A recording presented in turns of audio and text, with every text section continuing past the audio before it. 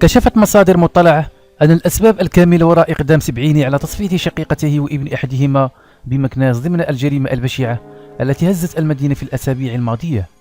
وقالت مصادر محلية إن خلاف حول الإرث كان سببا رئيسيا في الجريمة، حيث إن الرجل السبعيني هو الشقيق الأكبر للضحيتين اللتين كانتا قد سلمتا له الشقة التي وقعت فيها الجريمة في إطار عقد التفويت، لكنهما أجلتا ذلك بسبب دخول الرجل السبعيني للسجن. وأضافت المصادر ذاتها أن الشقيقتين رفضتا إتمام تفاصيل مسطرة التفويت للأخ الأكبر بعد خروجه من السجن مؤخرا، خوفا من ضياع حقهن وحق ابن إحداهن بالتبني، وهو ما رفضه الرجل السبعيني ودخل معهن في خصام ولم يعد يزورهن في بيتهن. وأشارت المصادر أيضا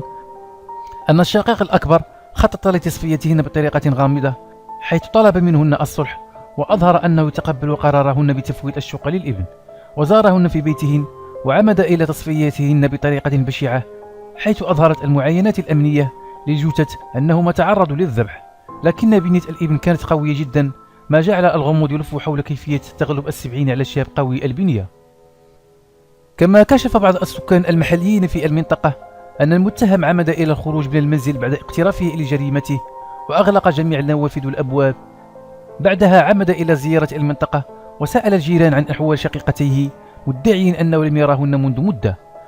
قبل أن تكتشف فضيحته بعد انتشار رائحة الجثتين.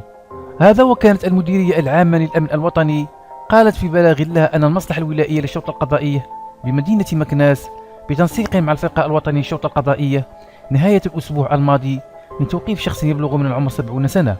من ذوي السوابق القضائية في الجرائم العنيفة، وذلك للاشتباه في ارتكابه جريمة القتل العمد التي ذهب ضحيتها 3 أفراد من أسرته.